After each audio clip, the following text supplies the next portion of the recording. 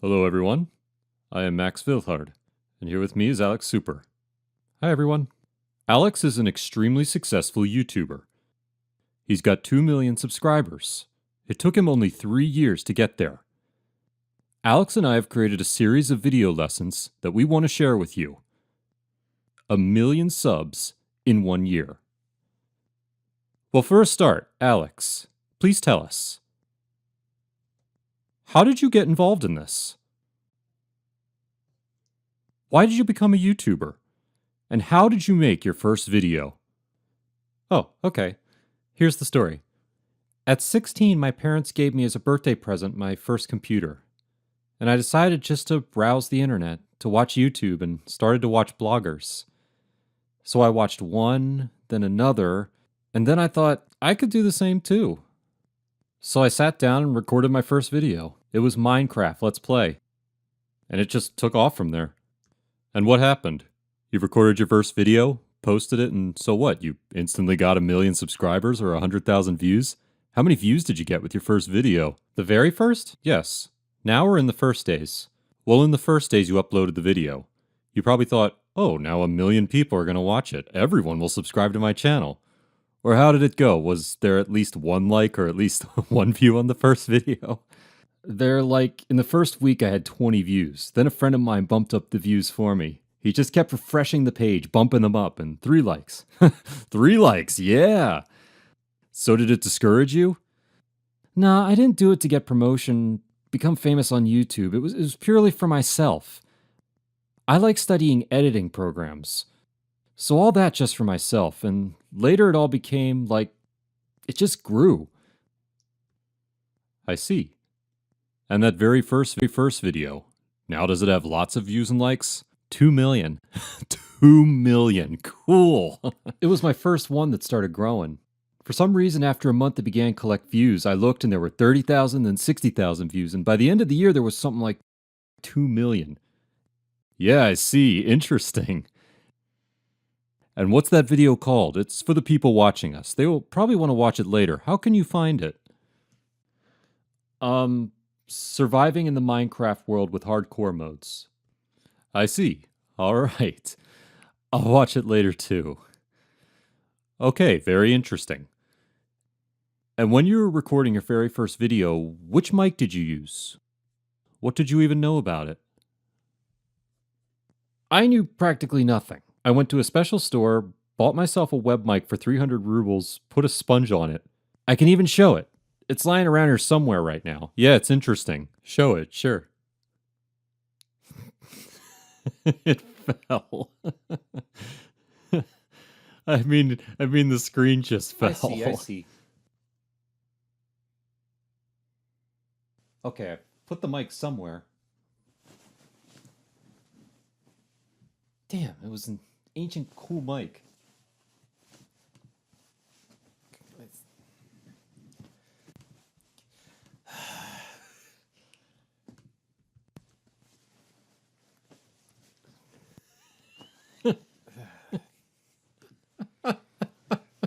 Okay, so now I'm going to put it back. Okay, so now Show it's us funny. the mic. Here's my very first mic. Now I'll untangle it. Don't know why it got so tangled. Here. I had heard that as a pop filter to avoid those explosive sounds like you put a sponge on it. I would put the sponge, and that's how it looked. It works. I see. It's interesting. Okay. And why don't you record with the mic now? Well, because the sound quality is very bad compared to this mic here. Aha, I see. So right after this mic, you started using the one with which you're recording now? Or did you have some other mics in the meantime? No, I recorded with this one for the first 1.5 years or so. And then I got myself a second USB mic. Okay, I see. And what kind of mic is it? Can you show it? What's it called and what's the brand? Yes, this mic is called Audio-Technica AT20 USB. I recommend USB to everyone because they come with an inbuilt sound card. The name again? Audio-Technica AT20 USB. Audio-Technica AT20 USB. Okay, is it written on it somewhere to show it? Yes, it is, if you can see it. All right, I see Audio-Technica AT20 USB. Good, I see, cool. Well, I will honestly say that I tried to record with such a mic, and I really want to see that first video of yours. Because when I tried to record with this kind of mic that you used with a sponge, nothing came out of it. The sound quality was so shitty that I immediately started looking for another mic. I found one that was more or less what I needed, the cheapest. It's the Blue Snowball mic. So I'm really curious to see your first video, what kind of sound quality it has. Well, it's worse than in my current videos, of course. But there's no sense buying super expensive mics, I'd say, because you can buy a very expensive mic. Like, I bought a cool mic, and for the first few months I thought, so why is the sound quality so shitty? I just couldn't set it up. It took me a long time to understand how to do it. So the sound quality was worse than in the first one? At first, yes, until I learned how to use the mic properly. I see. Interesting. Listen, it's great. Here's my next question. Tell us, please, which camera did you use to shoot your first video, what you recorded them on, and what do you use now to shoot videos? Yes, I have it all here. Turns out it's here, lying on my desk. Oh, right. And I have more even in the drawers. Just a sec.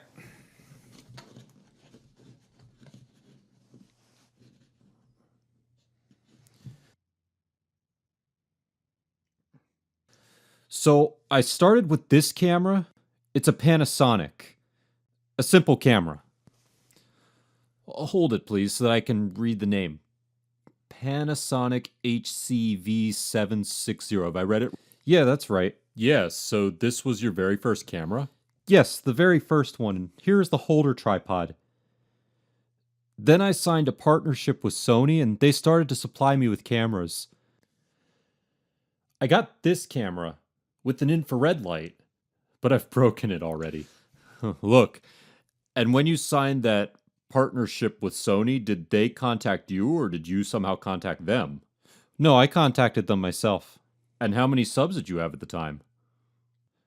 500,000.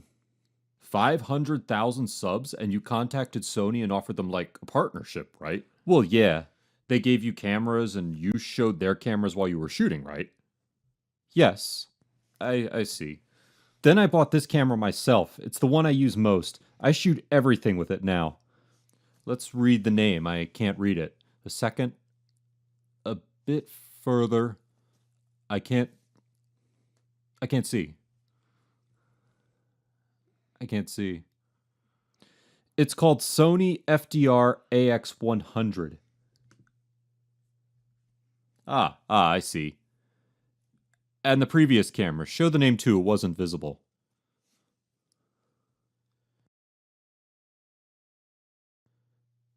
I don't know. It's written, not for sale, made in Japan. Some kind of demonstration camera. But in the end, I got this camera. You mean now? Yes, at home I shoot with it. Sony gave me this one. So they gave it to you as a gift, right? Well, yeah, it's Sony FDR AX1. You can see it in the corner. Let's see. Sony FDR AX1. Somewhere here. You can't see it? No, I can't. But later we'll insert camera names into the video. Yeah. Then there's this camera. Aha! And these are the cameras used to shoot both at home and outdoors, right? Yes, I have a camera that I use at home and outdoors, actually. Then I also have a GoPro action camera and one by Sony. Action? You mean those you mostly use outdoors, right? Well, yeah. And how do you solve the problem with light? What kind of light do you have at home, and how do you solve the light problem the outdoors? Well, if I shoot outdoors, then daylight is enough for me. It's the best when you have daylight, you don't need any video lights. And at night I have those two lights. Now I'll turn one off so that it doesn't get too bright. Here it is. Sometimes I put it on a tripod. Okay. How much does it cost, and where did you get it? Do they sell them in IKEA? This is a Yongnuo YN160. Here's the name. Yongnuo YN160. Okay, I see it. I bought it in a photo store for $50. And the other one somebody gave me, I can't remember anymore.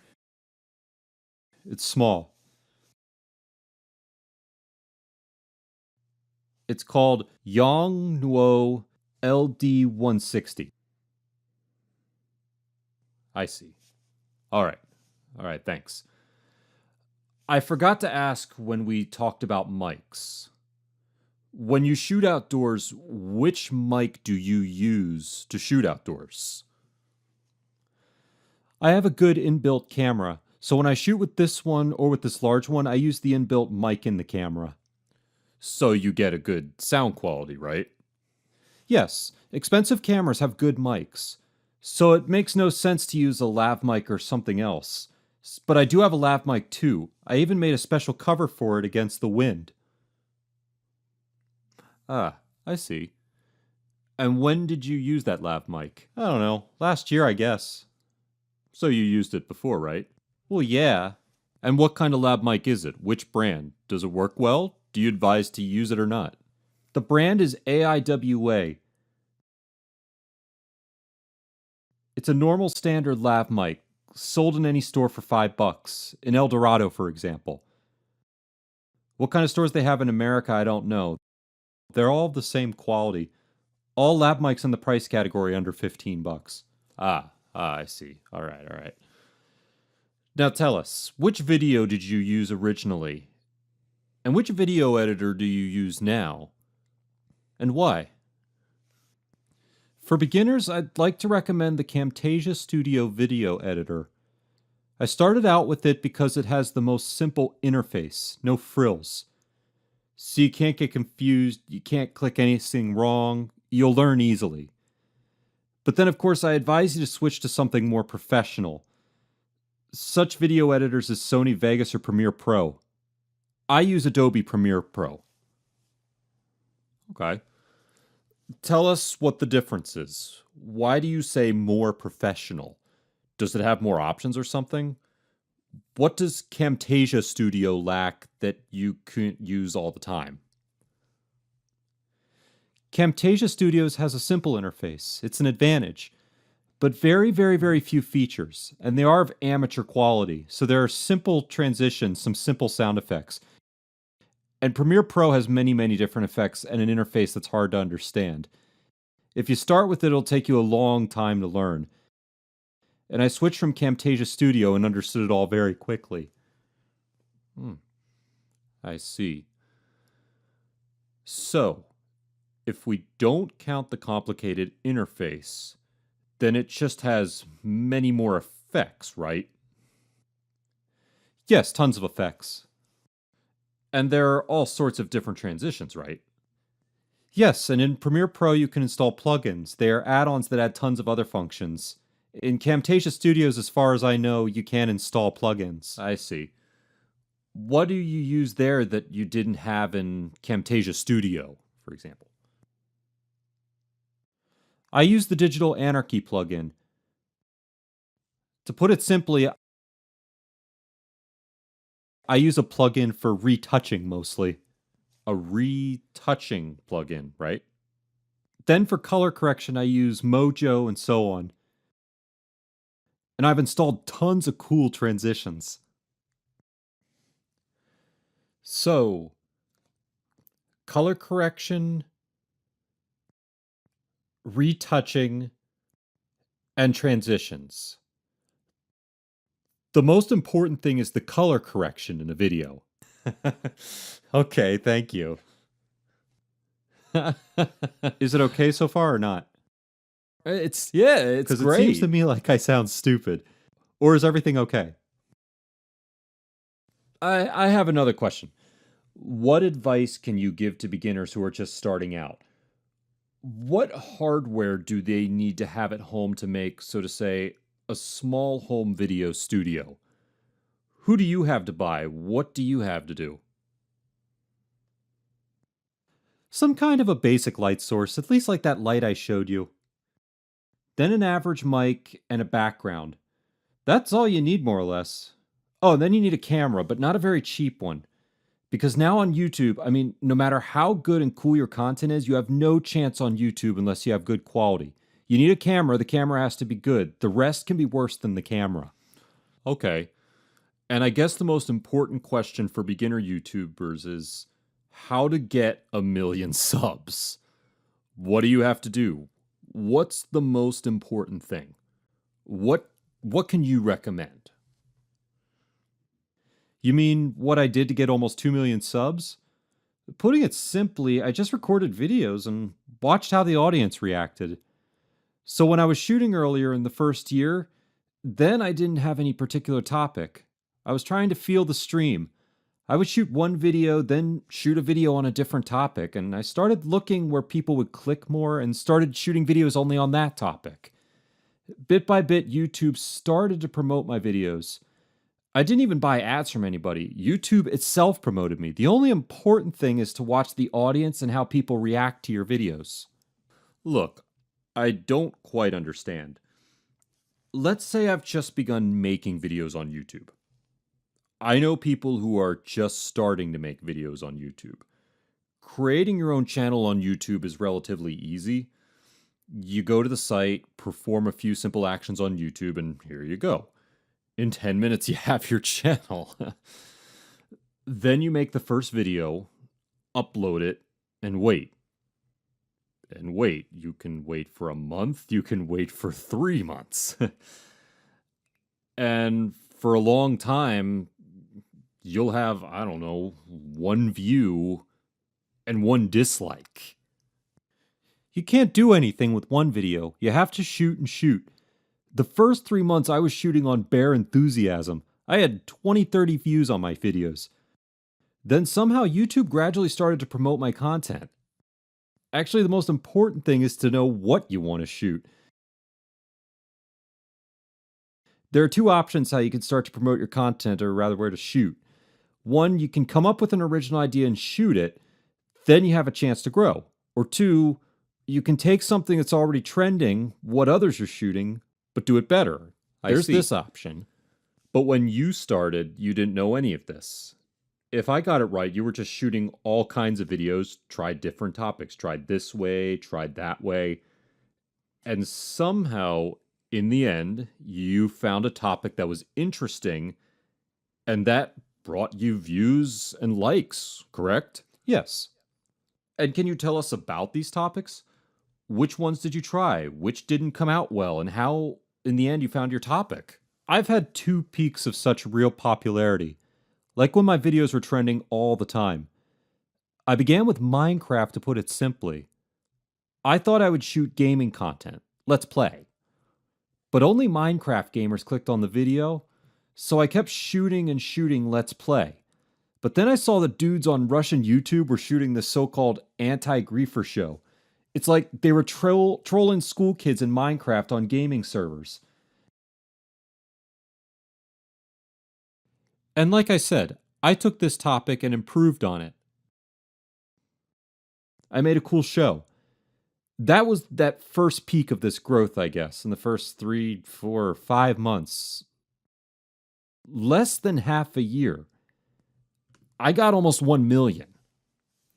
In 3, 4 months, 1,000,000 subs or views? Subs. So let's say I had something like 50,000, then 60,000. Then suddenly I looked and it was like 100, 150,000. And I kept getting 5, 6,000 new subs every day. Okay, so you'd shoot one video, then like every single day you'd shoot a video on this topic?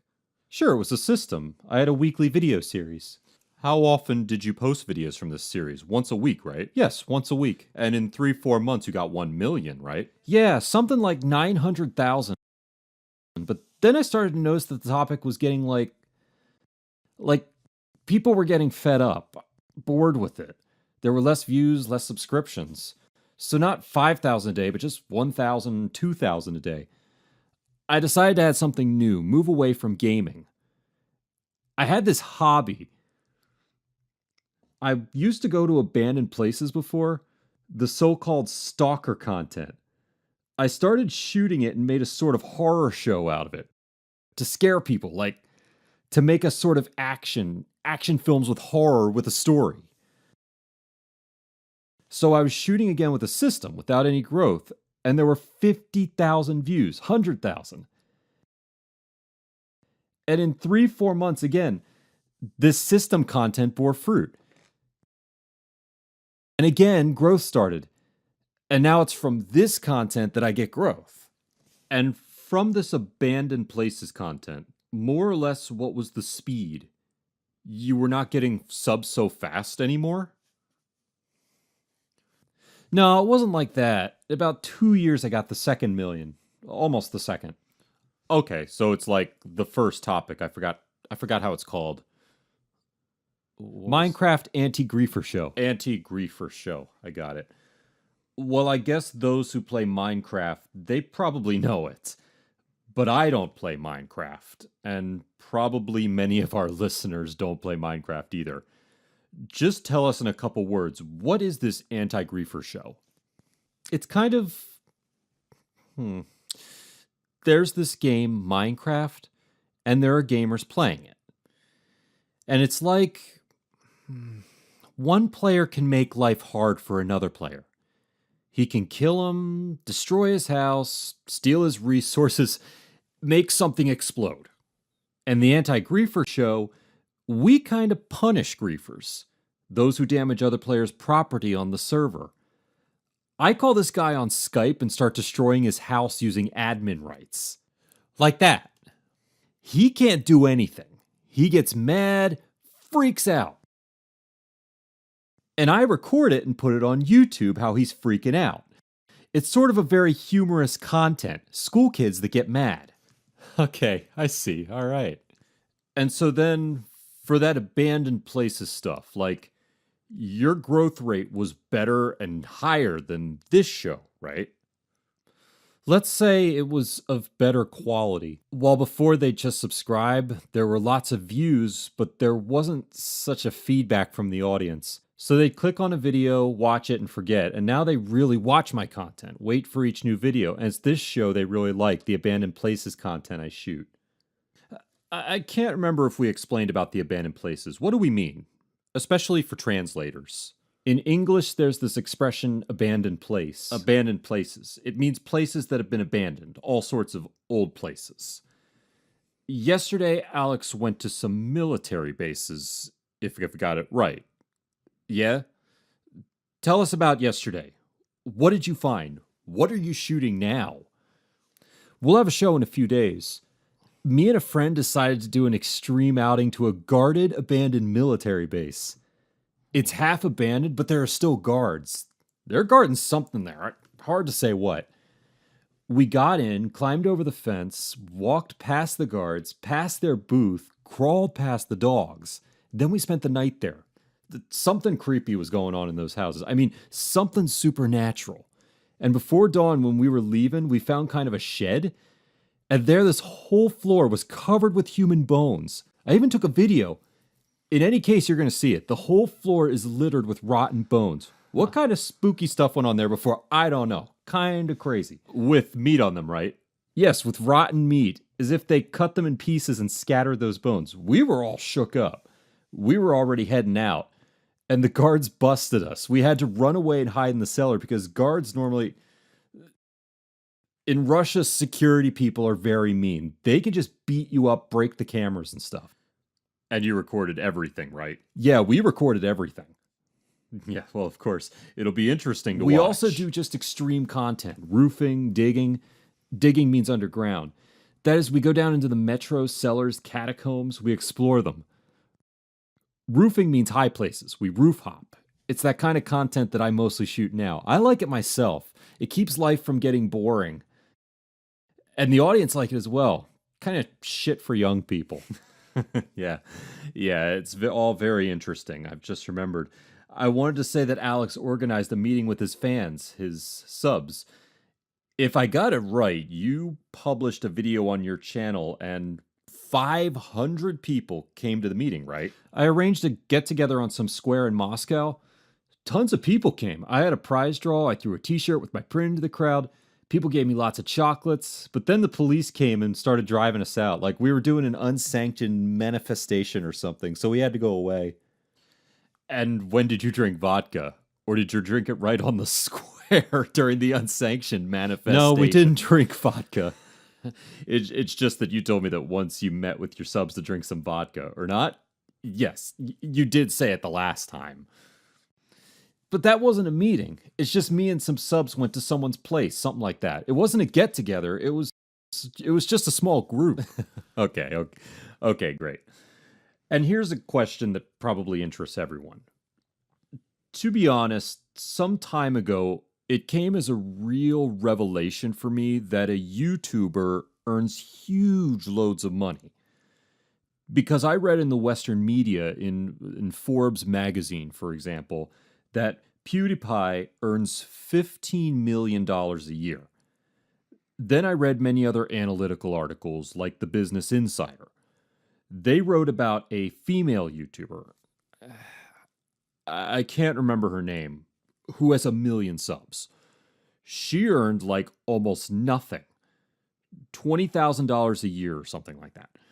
So after reading all those American articles, I came to the conclusion I decided for myself that YouTubers don't earn anything, that it's all rubbish about PewDiePie, that he earns $15 million a year. Recently, one guy I know in Russia told me that we have this Russian YouTuber. His name is E1 Guy. And he knows him in person, that they hang out. And he told me that this E1 guy earns around $20,000 a week. No, not dollars, 20,000 euro a week. And to be honest, I was shocked by those figures. I wanted to ask you, how much do YouTubers really earn? If you have 1 million subs, what kind of income can you expect? Is it true that 1 million subs, like being a YouTube star, brings so much money? Yeah, if you're a YouTuber and you have 1 million subs, if you're a hotshot or like not stupid, you can earn money. Or not earn anything, if you have no idea what you're doing. So I know this E1 guy. I worked with him in one advertising agency. I know for sure that each video he is paid from $15,000 to $20,000 because he's got an advertising in each video. So it's more like 20,000 euros seems true, right? Well, yeah, more or less true. So judging by your words, it's like he gets this money mostly for advertising, probably for the most part, right? For a brand advertising. I advertise brands too, but since I don't have 10 million subs, but only, not even 2, but less than 2, almost 2 million. So I earn less than E1 guy, but for Russia, it's good money. Well, for Russia, yeah, $15,000 is fine. Okay, please tell YouTubers, what is your advice? Let's say you have a small channel. You haven't got 1 million subs yet. You've got 100,000. How can you earn money? And what should you do to more or less earn something with your channel? So, first of all, you need to make the YouTube Partner Program to start earning at least something. And offer your channel to brands as an ad space. But are brands even interested in such small channels with 100,000 subs? Yeah, sure, they're interested.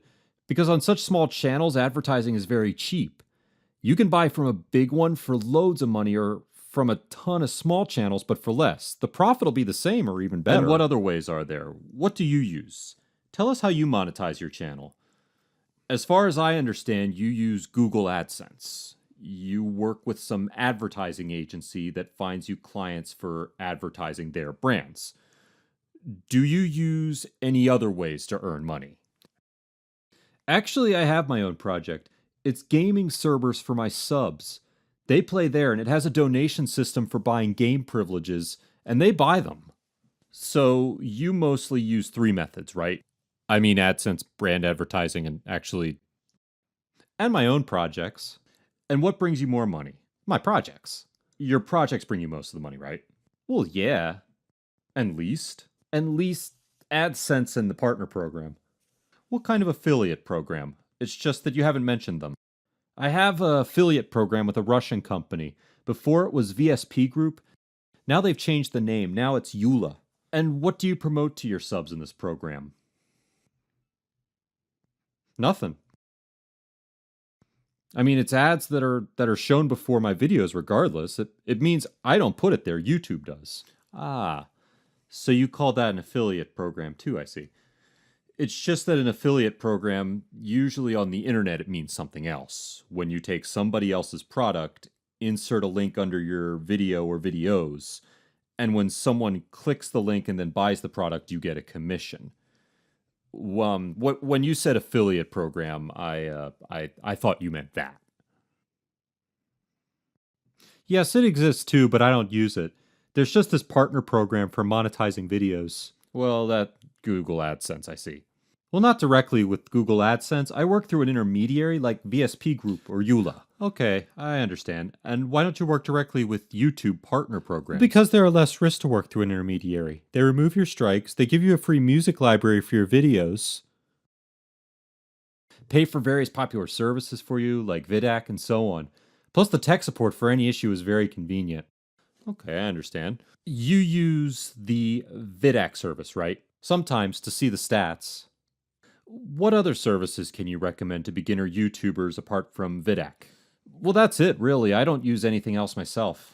Well, on the whole, I'd say that's it on my part. I don't have any more questions. Perhaps you want to tell us something about yourself or wish something. Remember yourself when you began. In order to wish something to beginners, what's the most important thing? Let's say someone is just starting out. I think it's really hard to do it on your own in the beginning. And when you make your first videos and there are 3 views and 5 dislikes, it must be very hard to go on when nobody watches your video. Maybe many don't like them. I don't know. What can you advise them to do? Well, if you have money, then buy ad space from a popular blogger. If you don't, then keep shooting. And the most important thing is collaboration. So you have to find YouTubers of the same level with you. For example, you have 500 subs, you find one like you and write to him, let's shoot a collaboration. Meaning a collaborative video. There's an audience exchange. He grows and you grow. And then you find those who are bigger, you offer collaboration to him and so on. Audience exchange is the most important thing. Yes, I used it for the first 6 months. And it helped to grow to which level? To 50,000 subs. Ah, so thanks to collaboration you grew to 50,000 subs, right? Yes, I see. And what other tricks have you used? Can you remember? I asked my subs to put more likes and write more comments because it helps to promote the video to the top. You asked them in your videos, right? So what you did was, it's just that I studied, looked at other YouTubers. Some of them got a huge growth of their base by posting all sorts of links on the internet, information about their channels. So you didn't do any of that? No. So it's like your first breakthrough was collaboration, right? And then you got into the flow, found it with Minecraft when you grew to 1 million in 4 months. Yes. And if I get it right, you constantly... It wasn't like you'd post one video, then relax for 3 months. But once you started, you made at least 1 video a week, sometimes even more, right? For the first 2 years, yes, now it's less because now I do lots of serious editing. So it's not just me anymore working on the videos, but a whole team. Me, my partner, then we hire a cameraman. It takes a lot of time, so videos come out less often. But the main thing, I mean, it's not to make long pauses, because you can take a break for 2 months and then shoot a video. But then you see that before you had 1 million views, then bam, and you have just 500,000. So the audience starts to forget you. You have to keep shooting videos or YouTube will forget about you. That's the main drawback of YouTube. No days off, no breaks. So shoot constantly. I see. It's very difficult to win back the active audience that you've lost while you were having a break. Listen, it's great. Well, I don't know. Let's wrap this up. And from myself, I want to wish everyone who is starting their own channel that when you begin to make the channel, the important thing is don't give up, because there will be difficulties and sometimes you will fail. Like Alex said, you have to keep posting videos all the time, ignore the trolls, and believe that you're going to succeed.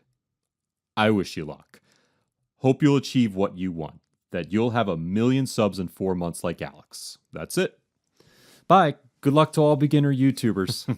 Goodbye, everyone. Bye-bye.